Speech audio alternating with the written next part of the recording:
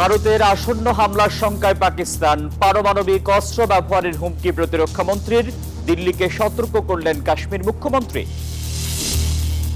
ইউরোপের 3 দেশে পুরোপুরি কাটেনি বিদ্যুৎ বিপর্যয়, বিধ্বস্ত জনজীবন, স্পেনে জরুরি অবস্থা ঘোষণা, সাইবার হামলার শঙ্কা। এবং কানাডার নির্বাচনে লিবারেলদের জয়, প্রত্যাশিত সংখ্যাগরিষ্ঠতা অর্জনে ব্যর্থ, সরকার গঠনে প্রয়োজন ছোট দলের সহায়তা। দেখছিলেন শিরোনামগুলো, এবারে বিস্তারিত। পাকিস্তানে হামলার প্রস্তুতি নিচ্ছে ভারত, এমন মন্তব্য করেছেন পাকিস্তানের প্রতিরক্ষা মন্ত্রী খাজা মোহাম্মদ আসিফ। এমন অবস্থায় প্রস্তুত সেনাবাহিনী, প্রয়োজনে পরমাণু অস্ত্র ব্যবহারের হুমকি দিয়েছে ইসলামাবাদ। তবে ভারতের সামরিক পদক্ষেপ নিয়ে দিল্লিকে সতর্ক করেছেন কাশ্মীর মুখ্যমন্ত্রী ওমর আবদুল্লাহ। এদিকে সংকট সমাধানে উভয় দেশকে আহ্বান জানিয়েছে চীন এবং তুরস্ক। পাকিস্তানের সাথে চলমান উত্তেজনার মধ্যে দীর্ঘপাল্লার ক্ষেপণাস্ত্র পরীক্ষা চালিয়েছে নয়াদিল্লি। ভারতের নৌবাহিনীর জাহাজ থেকে সফলভাবে এই মহড়া চালানো হয়েছে। এমন অবস্থায় ভারতের আসন্ন হামলার শঙ্কায় প্রস্তুতি নিতে শুরু করেছে পাকিস্তানের সেনাবাহিনী। রয়টার্সকে দেওয়া এক সাক্ষাৎকারে পাকিস্তানের প্রতিরক্ষা মন্ত্রী খাজা মোহাম্মদ আসিফ জানান, পাকিস্তানের ভূখণ্ডে ভারতের সামরিক হামলা আসন্ন। নিজেদের অস্তিত্ব রক্ষায় প্রয়োজনে পরমাণু অস্ত্র ব্যবহার করবে বলেও তিনি সতর্ক করেন। ভারতের উত্তেজনাকর পরিস্থিতি বাড়ছে এবং পাকিস্তানের সেনাবাহিনী সরকারকে ভারতের সম্ভাব্য হামলার বিষয়ে অবহিত করেছে। পাকিস্তান উচ্চ সতর্কাবস্থায় রয়েছে, তবে তারা পারমাণবিক অস্ত্র কেবল তখনই ব্যবহার করবে যদি দেশের অস্তিত্বে সরাসরি হুমকি সৃষ্টি হয়। পেলগামে ভয়াবহ হামলার নিন্দা জানাতে জম্মু এবং কাশ্মীরের বিধানসভায় একদিনের বিশেষ অধিবেশন ডাকা হয়, যেখানে ভারতের পদক্ষেপ নিয়ে ক্ষোভ প্রকাশ করেন কাশ্মীরের মুখ্যমন্ত্রী ওমর আবদুল্লাহ। জানান, যে কোনো সামরিক পদক্ষেপ কাশ্মীরকে বিচ্ছিন্ন করতে পারে। দেখুন, যুদ্ধ কখনো শান্তি ডেকে আনে না। আমাদের এমন কিছু করা উচিত নয় যা কাশ্মীরে বিপদ ডেকে আনে। চলমান এই উত্তেজনা নিয়ে কথা বলেছেন তুরস্কের প্রেসিডেন্ট রিসেপ তাইপ এরদোয়ান। জানিয়েছেন, পাকিস্তান এবং ভারতের উত্তেজনার অবসান চায় আঙ্কারা। আরো ভয়াবহ পরিস্থিতির রূপ নেওয়ার আগে তুরস্ক শীঘ্রই পাকিস্তান এবং ভারতের মধ্যে উত্তেজনার অবসান চায়। এদিকে উভয় দেশকে শান্ত থাকার আহ্বান জানিয়ে বিবৃতি দিয়েছে বেইজিং। মাসুদ রানা, নিউজ 24। পাকিস্তান ভারত সীমান্তে উত্তেজনার জেরে ভোগান্তিতে পড়েছেন সীমান্তবর্তী কৃষকরা। সামরিক তৎপরতা ও নিরাপত্তা বিধিনিষেধের কারণে পাকিস্তানের ওয়াঘা সীমান্ত গেশা এলাকায় কৃষকরা সময়মতো গম কাটতে পারছেন না। এতে যেমন আর্থিক ক্ষতির সম্মুখীন হচ্ছেন তারা, তেমনি অনিশ্চয়তায় পড়েছেন আগামী দিনের জীবিকা নিয়েও। ওয়াঘা সীমান্তের পাশ দিয়ে বিস্তৃত সোনালী গমের ক্ষেত। গম এখন কাটার উপযোগী সময়, কিন্তু ক্ষেত শূন্য। নেই কাস্তে চালানোর শব্দ, নেই কর্মব্যস্ততার দৃশ্য। কারণ একটাই, সীমান্তে সামরিক উত্তেজনা। একজন কৃষক 6 মাস পরিশ্রম করে, যখন ফসল কাটার সময় আসে তখন প্রতিদিনের বিলম্ব মানে আরো ক্ষতি। শুধু আর্থিক ক্ষতি নয়, ভেঙে পড়েছে কৃষকদের দৈনন্দিন রুটিনও। যারা ছুটি নিয়ে এসেছিলেন ফসল কাটতে, তারা এখন সময় কাটাচ্ছেন অলসভাবে। সীমান্তের কৃষকেরা এখন কেবল একটি বার্তাই দিতে চান, শান্তি চাই। যুদ্ধ বা সংঘাত কখনো কারোর জন্য কল্যাণ বয়ে আনে না। ছেলেরা কাজ করতে এসেছে, কিন্তু কিছু করার নেই। ভারত পাকিস্তানের মধ্যে উত্তেজনার সীমান্তের উভয় পাশে প্রিয়জনদের পরিবারগুলোকে বেদনাদায়ক সিদ্ধান্ত নিতে বাধ্য করা হচ্ছে। ভারতীয় নাগরিক রিজওয়ান এবং তার গর্ভবতী পাকিস্তানি স্ত্রী সামরিন ক্রমবর্ধমান কূটনৈতিক টানাপোড়েনের কারণে ভেঙে পড়েছেন। পেহেলগাম যা ঘটেছে তা অত্যন্ত ভুল ছিল, কিন্তু কর্তৃপক্ষের উচিত এর জন্য দায়ীদের শাস্তি দেওয়া। আমাদের দোষ কি? আমি পুলিশের সাথে কথা বলার চেষ্টা করেছি, কিন্তু তারা বলেছে যে এই ধরনের বিষয়গুলি তাদের হাতে নেই। সম্প্রতি কাশ্মীরে হামলার জেরে ভিসা বাতিলের পাশাপাশি সীমান্তে কঠোর নিরাপত্তা ব্যবস্থা নেওয়া হয়েছে, যা সরাসরি প্রভাব পড়েছে সাধারণ মানুষের জীবনে। চন্দ্রা, নিউজ 24। বিদ্যুৎ বিভ্রাটে বিপর্যস্ত ইউরোপের একাধিক দেশ। কয়েকটি গ্রিড সচল হলেও কাটেনি বিপর্যয়। স্পেনে ঘোষণা করা হয়েছে জরুরি অবস্থা। হঠাৎ করে শুরু হওয়া এই ব্ল্যাকআউটের কারণে 3 দেশের বিভিন্ন অঞ্চলের ট্রাফিক সিস্টেম, মেট্রো রেল, হাসপাতালের জরুরি বিভাগ, মোবাইল নেটওয়ার্ক ও বিমানবন্দর সহ গুরুত্বপূর্ণ অবকাঠামোয় বড় ধরনের অচলাবস্থা সৃষ্টি হয়েছে। আশঙ্কা করা হচ্ছে সাইবার হামলার। এই ঘটনায় তদন্ত করছে সংশ্লিষ্ট কর্তৃপক্ষ। আলোয় ঝলমলে শহরগুলো ডুবেছে অন্ধকারে। হঠাৎ করে ইউরোপের দেশ স্পেন, পর্তুগাল এবং ফ্রান্সের বাসিন্দাদের জনজীবন ব্ল্যাকআউটে বিপর্যস্ত। ব্যাপক বিদ্যুৎ বিভ্রাটে দেশগুলোর বাসিন্দাদের মধ্যে উঠেছে নাবিশ্বাস। বিদ্যুৎ বিভ্রাটের কারণে স্পেন এবং পর্তুগালের বিভিন্ন এলাকায় দেখা দিয়েছে বিশৃঙ্খলা। ট্রাফিক সিগন্যাল বন্ধ হয়ে যাওয়ায় তীব্র যানজট সৃষ্টি হয়েছে। বন্ধ হয়ে গেছে পরিবহন নেটওয়ার্কগুলো। বিদ্যুৎবিহীন হয়ে পড়েছে হাসপাতাল, মেট্রো রেল সহ অফিস আদালত। আমি বাবা মাকে খুঁজতে এসেছি, তাদের সাথে সব যোগাযোগ বন্ধ, মোবাইল কাজ করছে না। বিদ্যুৎ আমাদের জীবনের সাথে কতটা জড়িত তা এবার টের পেলাম। এর বিকল্প কিছুই হতে পারে না। এটি বন্ধ হলেই আমরা এমন সংকটে পড়ি, আমাদের ভবিষ্যৎ কি হবে? পর্যায়ক্রমে বিদ্যুৎ সরবরাহ শুরু হলেও অনেক এলাকায় সংকট এখনো কাটেনি। স্পেনে জারি করা হয়েছে জরুরি অবস্থা। বিভিন্ন দেশের সরকারি কর্মকর্তারা জানিয়েছেন তারা সাইবার হামলার সম্ভাবনা উড়িয়ে দিচ্ছেন না, তবে সমস্যা পুরোপুরি শনাক্ত করা যায়নি। এই ঘটনায় তদন্ত শুরু করেছে সংশ্লিষ্ট কর্তৃপক্ষ। মাসুদ রানা, নিউজ 24। কানাডার জাতীয় নির্বাচনে লিবারেল পার্টি আবারও ক্ষমতায় ফিরছে। তবে মার্ক কার্নির নেতৃত্বাধীন লিবারেলরা বিজয় অর্জন করলেও প্রত্যাশিত সংখ্যাগরিষ্ঠতা অর্জনে ব্যর্থ হয়েছে। ফলে সরকার গঠনে তাদের এবারও ভরসা অন্যান্য ছোট দল। কানাডার ফেডারেল নির্বাচনে আবারও ক্ষমতায় ফেরার পথে লিবারেল পার্টি। প্রধানমন্ত্রী মার্ক কার্নির নেতৃত্বে দলটি ক্ষমতা ধরে রাখায় কানাডার রাজনীতিতে ফিরেছে নতুন করে প্রাণ।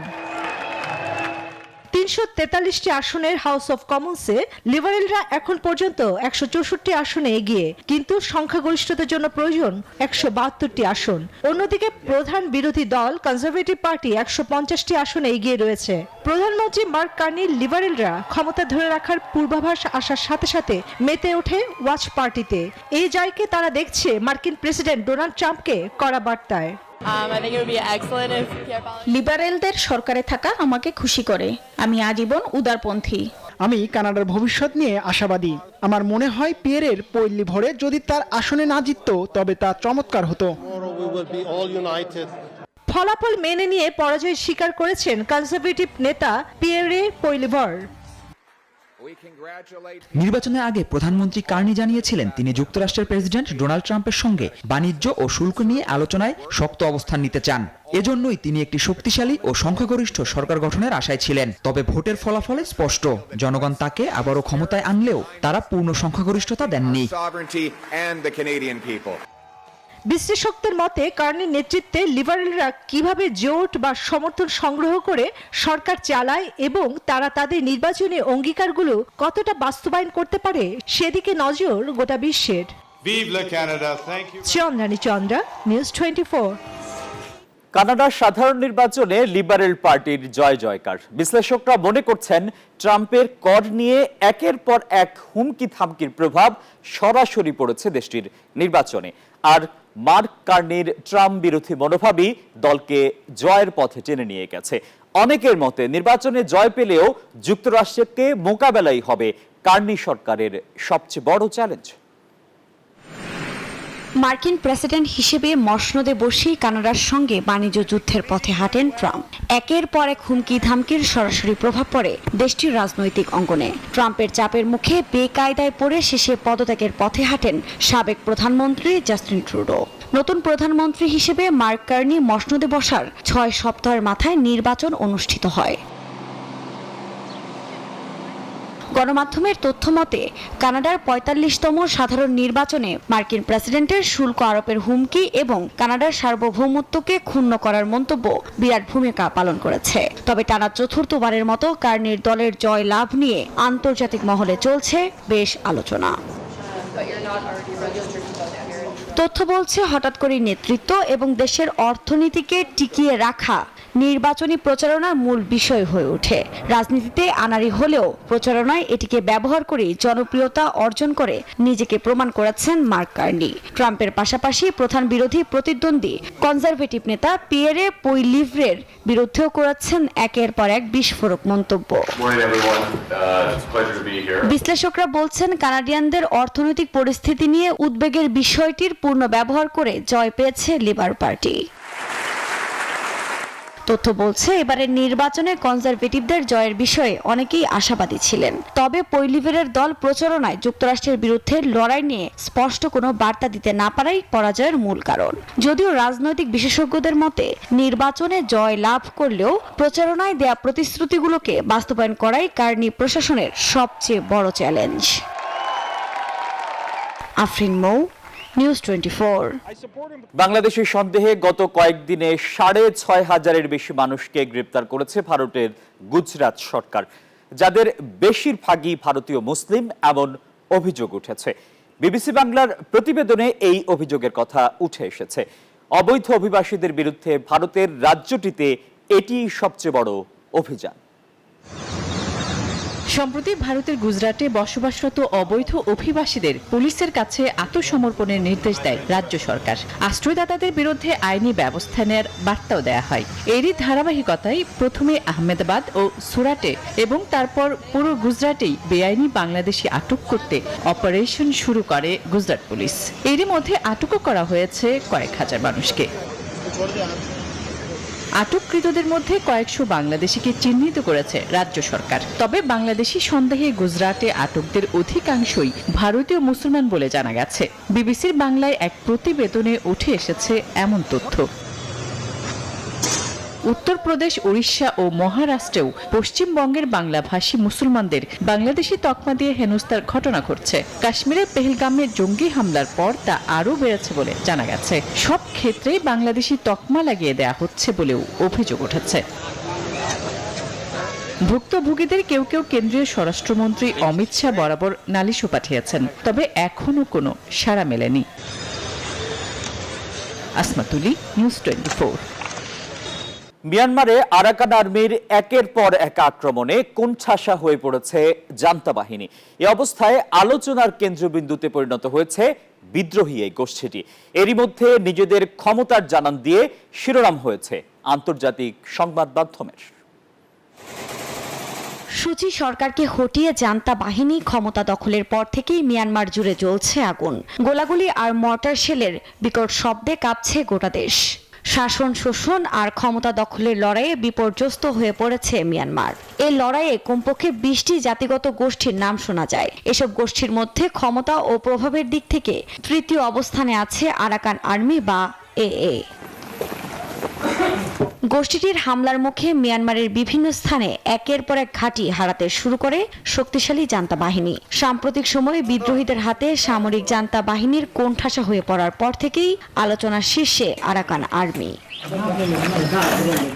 গণমাধ্যমের তথ্য বলছে জান্তা সরকারের শোষণ বঞ্চনা সইতে না পেরে পূর্ণ স্বাধীনতার আশায় 2009 সালের 10 এপ্রিল মাত্র 26 সদস্য নিয়ে যাত্রা শুরু করে আরাকান আর্মি। গোষ্ঠীটিকে রাজ্যভিত্তিক একটি বিদ্রোহী গোষ্ঠী হিসেবে অভিহিত করে মিয়ানমার। গোষ্ঠীটি গঠিত হয় চীন সীমান্তবর্তী কাচিন রাজ্যে। কাচিন ইন্ডিপেন্ডেন্স আর্মি KIA সহায়তায় এটি গঠিত হয়ে সেখানে প্রশিক্ষণ নিতে শুরু করে তারা। এরপর থেকেই ধীরে ধীরে জান্তার গলার কাঁটায় পরিণত হয় গোষ্ঠীটি। জানা যায় আরাকান আর্মির বেশিরভাগ অস্ত্র ও গোলাবারুদের যোগানদাতা কাচিন ইন্ডিপেন্ডেন্স আর্মি KIA ও তাদের মিত্র ইউনাইটেড ওয়ার স্টেট আর্মি। এমনকি আরাকান আর্মি বেশিরভাগ অস্ত্র পায় চীন থেকে। তবে গণমাধ্যমের প্রতিবেদনের তথ্য মতে আরাকান আর্মির নিয়মিত অর্থের যোগানদাতা রাখাইনের স্থানীয়রাই। রাখাইনের অভিবাসী শ্রমিকদের পাশাপাশি স্থানীয় ধর্নাঢ্য ব্যক্তিরা নির্ধারিত হারে চাঁদা দেয় আরাকান আর্মিকে। 30 জুন 2024 সালে দ্য ডিপ্লোম্যাটকে মাউক ইউ ও ইউনাইটেড লীগ অব আরাকানের প্রবীণ সদস্য উহাল্লাসাও সাক্ষাৎকার দেন। সেখানে তারা আরাকান আর্মির সাফল্যের মূল চাবিকাঠি হিসেবে নেতৃত্বকে চিহ্নিত করেন। সেই সঙ্গে আছে সব সম্প্রদায়ের সম্পৃক্ততা। পূর্ববর্তী সংগঠনগুলোর মতো জাতি বা ধর্মের ভিত্তিতে কোনো বৈষম্য নেই এখানে। কাচিনে প্রশিক্ষণ শুরুর আগে একটি রোড ম্যাপ চূড়ান্ত করা হয়। 2009 সাল থেকে 2 বছরের মধ্যে 4টি ব্যাচে প্রায় 400 যোদ্ধাকে কাচিন থেকে প্রস্তুত করা হয়। এরপর প্রশিক্ষিত সদস্যদের মাটির বাস্তবতা বুঝে ইয়াঙ্গুন, সিত্তে ও মালদালয়ে নেটওয়ার্ক গড়ার জন্য আয়োজিত করা হয়। পাশাপাশি রাখাইনে ছাত্রনেতা ও ভিক্ষুকদের চিহ্নিত করে একটি নেটওয়ার্ক গড়ার কাজ শুরু হয়। 2014 সাল থেকে আরাকান আর্মির কর্মীরা বিভিন্ন স্থানে গোপনে বসতি স্থাপন করে। যদিও আরাকান আর্মির হাতে বিভিন্ন সময় রোহিঙ্গাদের নির্যাতনের খবর উঠে এসেছে গণমাধ্যমে। আফরিন মৌ, নিউজ 24। ইরানের দক্ষিণাঞ্চলীয় নগরী বন্দর আব্বাসে ভয়াবহ বিস্ফোরণের 2 দিন পর আগুন নিয়ন্ত্রণে এসেছে। মঙ্গলবার দেশটির রাষ্ট্রীয় গণমাধ্যম জানিয়েছে, বিস্ফোরণে এখন পর্যন্ত 70 জন নিহত ও 1000-এর বেশি মানুষ আহত হয়েছেন। তবে বিস্ফোরণের কারণ এখনো নিশ্চিত হওয়া যায়নি। ইরানের দক্ষিণে শাহিদ রাজাই বন্দরে গত শনিবার ওই বিস্ফোরণের ঘটনা ঘটে। গতকাল সোমবার ইরানের স্বরাষ্ট্রমন্ত্রী এসকান্দার মোমেনি ঘটনাস্থল পরিদর্শন করেন। এ সময় তিনি রাষ্ট্রীয় টেলিভিশনকে বলেন, এখনো হাসপাতালে চিকিৎসাধীন আছেন 120 জন। কাটাই ছিল নিউজ 24 গ্লোবাল টাইমে। সবাইকে ধন্যবাদ।